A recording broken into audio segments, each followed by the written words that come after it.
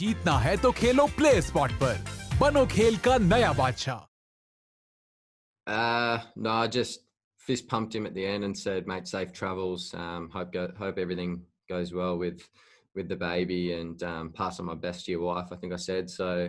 That was about it. But yeah, look, he obviously, it's a big loss for him and for India, not having him for the rest of the series. You just have to look at the way he played in the first innings. That was a pretty class display against some good bowling on a wicket that was doing a bit. So, I've said it before and I'll say it again. It's, credit to him for being able to stand up and want to go home and be there for the birth of his first child. I think it's a milestone that you certainly wouldn't want to miss. And I'm sure there would have been a lot of pressure for him to stay, but to stand up and want to go home for that, I think credit to him.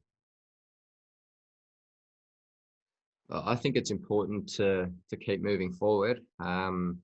Look at yourself individually, what you could have done better, which I think is important after any game, whether you bat well or you don't.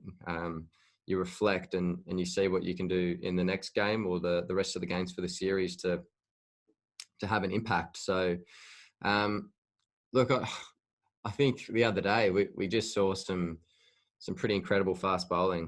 As I said earlier, it's probably the best I've seen our boys bowl collectively for about 5 years. I think that just the lengths they were hitting were just impeccable, and there were some pretty good balls in there. So, sometimes that happens. You get a good ball and you nick it, and you got to let it go and move on and try and keep yourself in a positive mindset.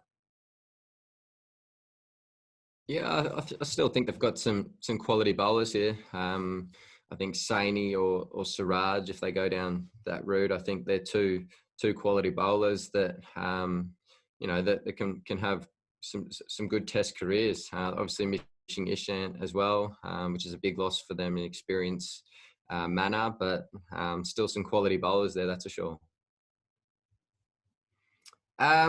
I think at times, I think he got over the top of the ball, and then at other times, so my dismissal, for instance, I think he came round it and tried to actually skid it on. So good piece of bowling. But I think part of playing in Australia or part of playing anywhere around the world is adapting to how, the best way to go about things in certain conditions. And it's the same for batters. I couldn't bat the same against spinners in India as I do here.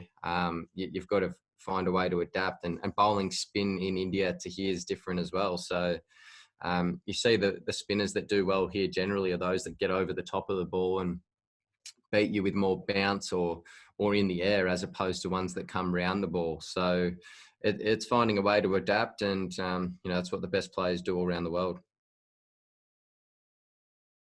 Yeah, and as you said, I think my Boxing Day record's probably my best in Australia of all the grounds, I think. So, no, I like batting at the MCG. Those sort of big occasions, I like to try and make the most of them and help the team out. So there's nothing like the sort of thrill or the I guess you get the shivers down your spine when you walk out to bat on Boxing Day, the crowd yelling, and it's sort of like a dream come true in a way. I think as a kid, I always wanted to play in a Boxing Day Test match. I always remember watching the Boxing Day Tests at home and with the family after Christmas. And to walk out on Boxing Day and play, you sort of get the shivers down your spine and the hairs on the back of your neck raise up, and it's just a great feeling.